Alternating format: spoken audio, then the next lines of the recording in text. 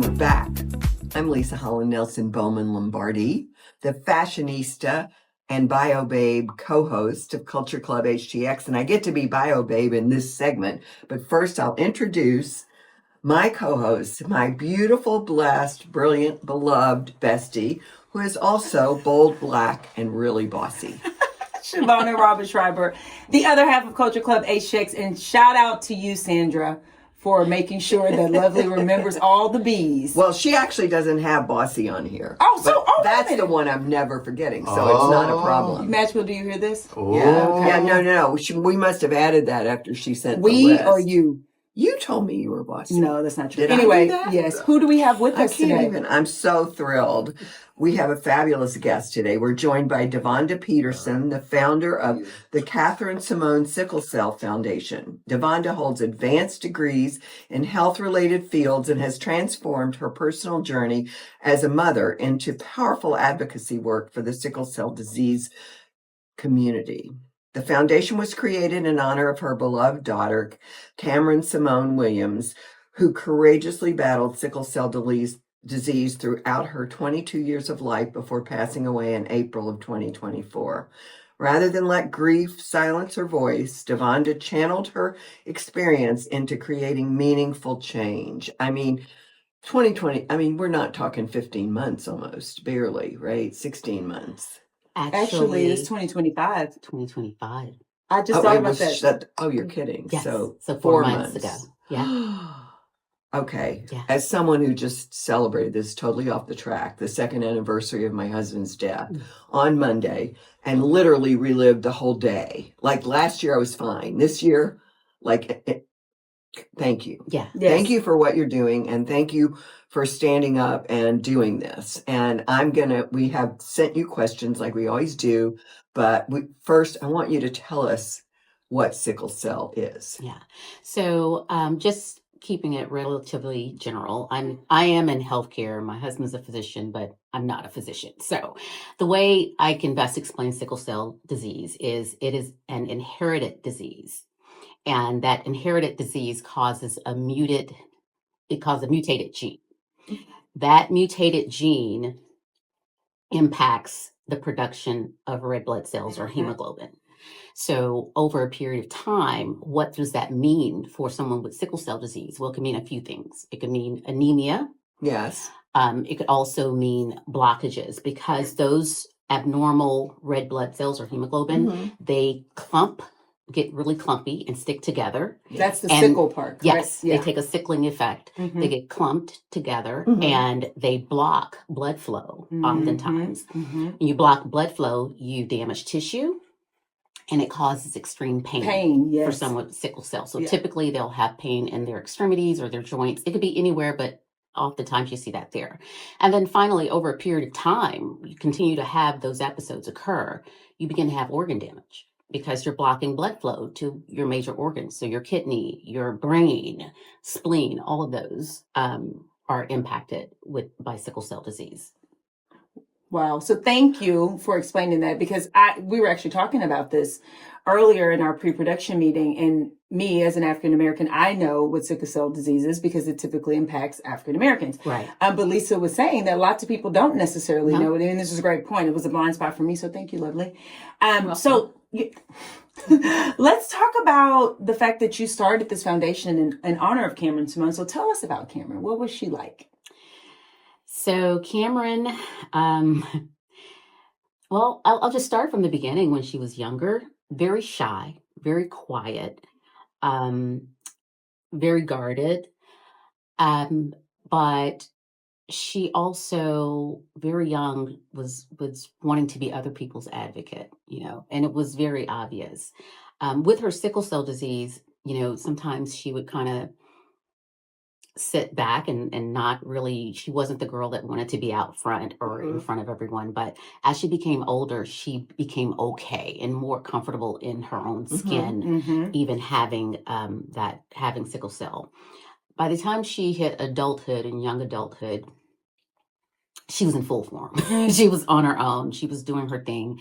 She called herself, she would refer to herself as a pineapple, because she's like on the outside, I'm a little prickly, but inside, I'm very sweet. Very sweet. And that's who she was. My I love favorite that. fruit. From the outside, people would think, "Oh my gosh, she doesn't talk. She's not that friendly." But once you're in with her, and once you become, Part of the crew. yes, You're part of her in. crew, you're Mhm. in. So, but even with that, she learned how to advocate more for herself having Mhm. sickle cell disease. But then she also was very passionate about standing up for other people that didn't have their own voice. And so when she would talk to me, she'd be like, "Mom, I saw this person and someone was picking on them and I just did not like it. And so I said that." Like it was very like that, Protector. very big protector, Yeah. even with me. Like Mhm. if she'd like, "Did someone hurt your feelings?" Like she was just Oh. a huge protector. Wow. But as she became older, managing her sickle cell, she's actually 24 when she passed. Mhm. Managing her sickle cell became more challenging because, I'm sorry, as I mentioned earlier, sickle cell, the older you get, oftentimes you have more issues Yes. with it. And Yes. managing became challenging, but Kamryn was stubborn as she could possibly be. In high school, sometimes they limit your physical activity because of Mhm, sickle cell, mhm. because you just have to stay very hydrated. You can't overexert yourself. She loved tennis, but couldn't play it because of the sport itself. But she played golf. She played on the golf team at her school. And was even getting recruited. And Oh, was wow. just good like, for her. yeah, but she was like, "No, I don't want to play collegiate level." And Mhm. so, but also was very succeeded academically. So Wasn't she in graduate school? she was in graduate school. So she went to Yeah. Texas A&M, Mhm. finished Texas A&M in 23 Mhm. with her Bachelor of Science in Kinesiology, and then was moving on to get a doctorate in physical therapy. So she was Wow. living in Austin, attending school at the time. But just we started to become best friends. So like she was like my text buddy every day, sending jokes, and every night the good night text, and so just Sounds like she was amazing. yeah, she was. So, what inspired you to turn this devastating loss into a foundation? I think about all the things that she said to me, just Mhm. listening to her talk about her challenges with sickle cell. I mentioned earlier, we were blessed to where we didn't have a lack of resources. Mhm. With me, I'm in the pharma industry. My husband's a physician, so she had everything that she needed from a resource Yes. perspective. But some things you don't have, and Hmm. I read an article about sickle cell once that said this is the most discriminated disease that physicians have come across for a few reasons. And I'll talk about that in a sec. But listening to her talk to me about her woes with trying to find an adult hematologist, which is very difficult to find an adult hematologist that specializes in sickle cell disease. So I decided early on, the foundation was established probably within a week after she had passed. And we really wanted to, kind of get some traction on that and get going with the foundation. Mhm. And just how we can best help. For me, that could mean telling my own story about her, Mhm. or speaking out as an advocate. But also I think about, how can we um, get out there and educate more with standards of care for Yes. patients with sickle cell Mhm. disease, because Mhm. as you guys, I talk to nurses and doctors that don't know a lot about sickle cell disease. And I mean, I've so heard of it all my they've life. I heard just of no it, just idea what not the it details. is Yeah. actually. So it's I get that a lot. So Yeah. how can we um how can we get that out there? Yeah, How so can we get raise that out a little awareness. bit? Yeah, Yeah, raise to that raise awareness awareness, more, yeah. because as you mentioned, it is primarily an African American disease. Mhm. 1 in every 365 births result in a sickle cell That diagnosis is a for African very high Americans. percentage. Which is a very high percentage. number. Yeah. And you think about, and definitely not comparing like a cystic fibrosis, that's 1 in every 2,500, 3,000 Wow. births, Wow. so, but cystic fibrosis, is a little bit more, there's more awareness out there for it. Yes. So how can we do the same with sickle cell disease? So that's really what motivated me. Wow.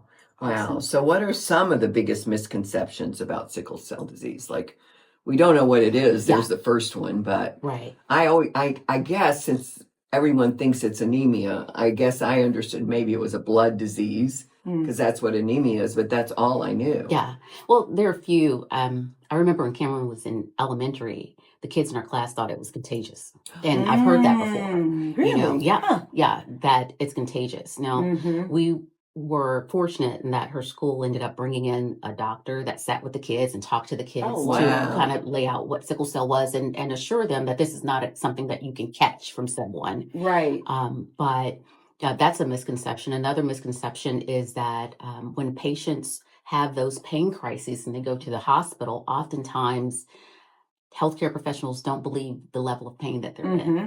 So they think their pain isn't as severe as they're saying that it is. And so then, wow. especially with, you think about the opioid epidemic. And so Right. then you are a person who actually is at a level 10 and you need the medication and they think that you're A drug seeker. Yeah. Yeah. So that's probably the biggest misconception, Mhm. that these patients are drug seekers, when it's so the opposite. And Is it joint pain? I mean, where is Yeah. the pain? it can be joints, but it Muscle, can be joint? anywhere. Yeah. Okay. Yeah. I mean, it can be in the chest. It can be Wow. anywhere in the body. But I know with Kamryn, when we talk about pain medications, she did not like taking them because, they make you loopy Yeah. or, things like, Right. she didn't like the side effect of it. Right. Right. So, this population is really seeking that pain medication just for the pain relief alone. Right, Mhm. right. So one of the things, so we talked about misconceptions. So obviously the foundation is helping to educate people, one, on the disease, two, raise awareness so others can be an advocate. So even if you yourself aren't impacted by sickle cell disease, you know what it is and you can advocate then if you do know someone or you hear about it and help Right. educate people macro. Right. So how has the community responded to you establishing this foundation? I have had a very supportive village that have helped along the way with establishing the foundation and getting the word out there. So I have a lot of friends and colleagues that have shared information on the foundation. So that's been one. I have a couple of very large Fortune 500 companies that have, it's already a company, qualifies for a company match. Oh, excellent. For donations. Yeah. Wow, So that's because great. it is a 501c3 Right. non-for-profit. So, so That's I've had a fantastic. lot of help there with my village, but also, just I've talked to hematologists that want to help. Oh, That good. yeah. So Mhm. that's another avenue that I plan to utilize. And from a standard of care perspective, how can we make sure that when these patients present at the hospitals, Mhm. that they're getting the proper standard of Yeah, care to that people help, understand what to they help need to manage the do. pain. Yeah, for So, sure. that's I think that's the biggest piece. Yes. Kamryn was once in the hospital at the emergency room, and the doctor, she was with one of her friends that was trying to make her laugh to get her mind off of the pain. Hmm. And the doctor said that he would not give her pain medication because she's laughing, so she can't be in it. There's no way she's in pain. Mm. So just those types of misconceptions. How can we establish a sound standard of care for these patients? So if let's think 5 years from now, 10 years from now, what do you hope the foundation looks like? And what impact do you hope to have? I think 5-10 years from now, I just hope that the foundation has impacted how patients are treated going forward. Mm-hmm. It's impacted how it helped with access to more resources, Mhm. especially for adults. Mm-hmm. Children with sickle cell disease, it's not, I won't say it's easy, but there are many pediatric hematologists that can treat sickle cell Yes. disease. From an adult perspective, there are a lot of adult hematologists, but most of them specialize in oncology. So Okay. they're not very specialized in sickle Right. cell disease. How can we make sure that those resources are available, that patients are aware of the available physicians that treat And to know where to go. and where to go? Yeah, that's so right. that's really what I want. I want the foundation to serve as that resource for them, Almost to like go a to. bridge, right? Yeah. So it's from the healthcare professional perspective, but also from the patient perspective. You can go to the foundation's website, which we're going to ask you about, how people can learn more and get the resources, or say, I am a resource and I want to Correct. be listed on your site, for example. Correct. Okay, great. So Yeah. how can people find out more about you and Kamryn's foundation? Couple of ways. So right now we are, our website is launching, but we are utilizing our fundraising website right now, and that's on Give Butter. Okay. So givebutter.com /KSSCF for Kamryn Simone Sickle Cell Foundation. So KSSCF. Also, there is an Instagram page set up already, and it's Kamryn Simone Sickle Cell. So Okay. so it's KAMRYN Simone SIMONE. sickle cell. Perfect. So there is an Instagram page there now. And I will say, because, I the way we got here today is, Davonda, you posted some information on LinkedIn, and it was so well written and such a beautiful, I remember sitting at my desk thinking, I got to reach out to them. And I did. And I was like, hello, we have a show. We want to bring you on, because it was such in my opinion, thoughtful and amazing tribute, and an example of how we can alchemize those tough moments into something that can go forward and help other people. So thank you to Leisa's point. Thank you so much, because this is not easy. Yeah. And you lost your baby, and you're doing such a great job at, I think, continuing her legacy. I think she's super proud of you. I hope know so. she is. And that's really what I think of every day. Like, I just want to make her proud. Like, I just want to make her proud. That's what keeps me going every single day. Well, you're doing it, my friend. God bless you. Yes. Thank you so much for being here with us today. Thank you. We're going to go to a break. We'll be back. Thank you. I was like, nobody's going to cry. I'm keeping this out. I know. Nobody's going to cry.